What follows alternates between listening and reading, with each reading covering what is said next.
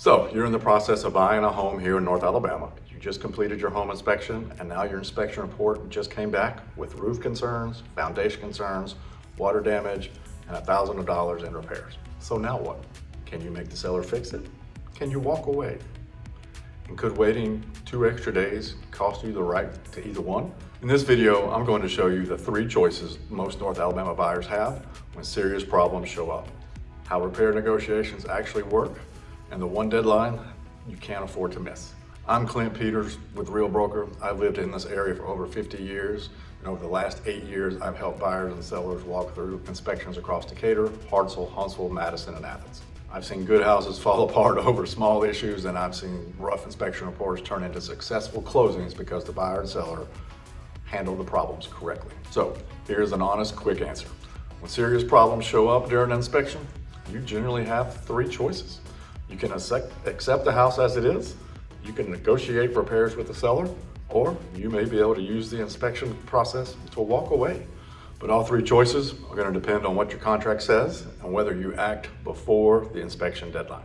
And a quick reminder, a home inspection does not have a pass or fail grade. The inspector just gives you information, not a verdict. 2 buyers can read the exact same report and make completely different decisions. One buyer may panic and walk away from an absolutely solid house, and another one may negotiate a new roof and close. Same report, different outcome. What matters is how serious the problems are and how the buyer and seller respond. Now, the one thing about Alabama real estate that most nobody tells buyers, Alabama is generally what's called a buyer beware state. The legal term for it is caveat emptor. In a typical resale purchase, you can't assume the seller is responsible for identifying every problem for you. There are legal exceptions, and this is not legal advice, but the practical takeaway is this. Your inspection and the inspection terms in your contract are your main protection to find out what's wrong with the house. And all this means 2 things are going to do all the heavy lifting in your purchase: your home inspection and the inspection language in your purchase contract. So here in North Alabama, most of your resale offers are going to be written on the Huntsville Area Association of Realtors purchase contract. The inspection paragraph and the inspection addendum in that contract is not fine print. In a buyer beware state, that paragraph and that inspection addendum, this is essentially your entire safety net. What it says determines whether you can negotiate, whether you can walk away, whether you get your earnest money back when and if you do walk away.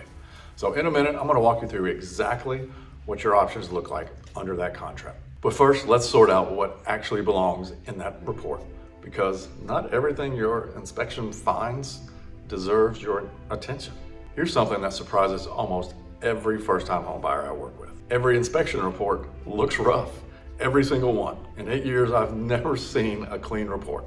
Not on new construction, not on a 5-year-old house in Madison, and not on a fully renovated home in Decatur. A thorough inspector on average here in North Alabama is probably going to list 30, 40, maybe even sometimes 60 items. So the question is never, will the report find problems? The question is, what area do those problems actually fall into? First, tier 1 or the little stuff. This one is cosmetic and routine maintenance. A cracked outlet cover, a door that sticks, caulk that needs some refreshing, gutters that just need cleaning. These are not usually heavy negotiating items, and buyers who try to fight over tier 1 items lose houses and end up burning goodwill they want later.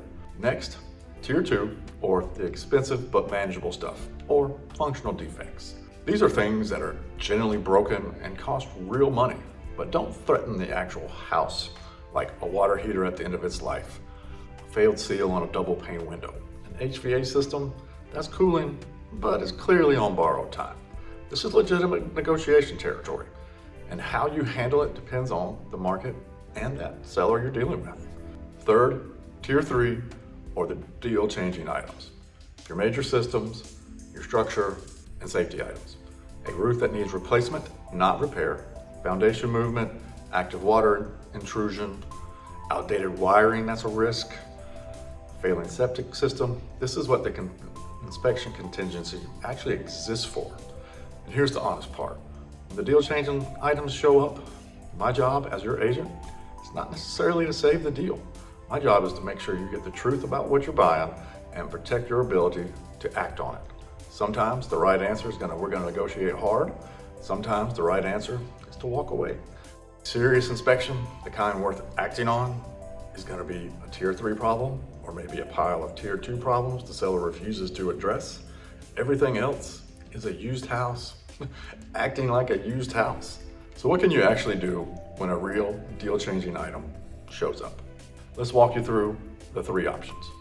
I'll give you an example in a minute where an $8,000 price reduction sounded equal to an $8,000 credit, but it would have left the buyer without the cash it needed to fix a roof.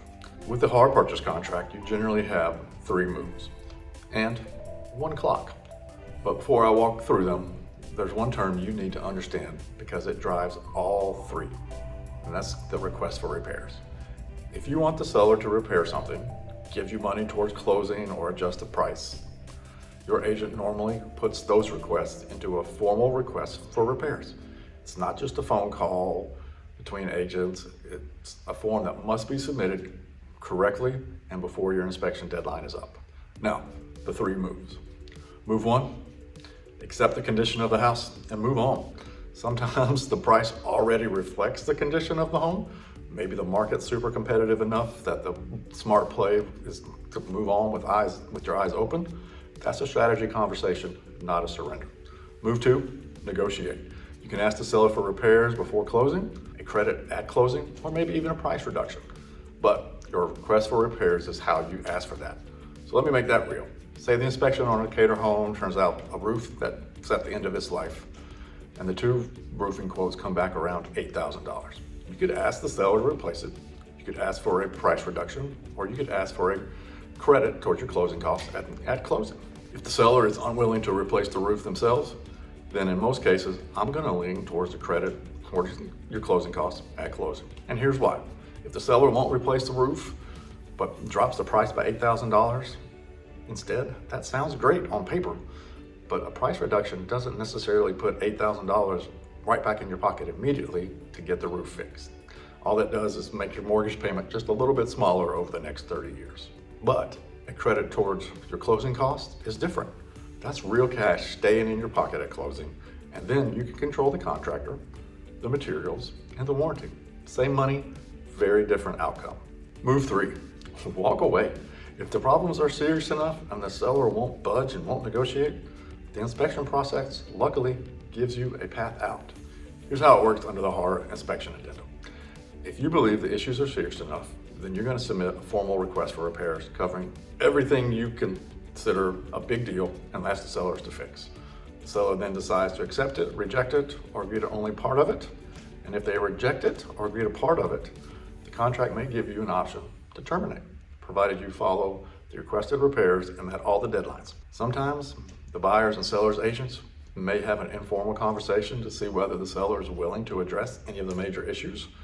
And depending on the contract, the state of the inspection, and everybody's situation, parties may to agree to a mutual release before even a request for repairs is submitted. And that's a judgment call your agent should help you navigate. Now the clock. Listen closely because this matters more than anything your inspector found. Your inspection rights don't last for forever. The hard contract is going to let you negotiate the length of your inspection period. But most of the time, it's usually around 10 working days, or just call it 2 weeks. Get your inspections done and your request for repair submitted inside that window, and you have all the leverage you need. Miss it, and your leverage evaporates no matter what your inspection report says. Buyers know exactly how long you have to inspect and submit your request for repairs. Sellers need to know exactly how long you have to respond to those requests. I have watched buyers lose thousands of dollars in negotiating position because their repair request came in a couple of days late. The deadline matters more than the defect.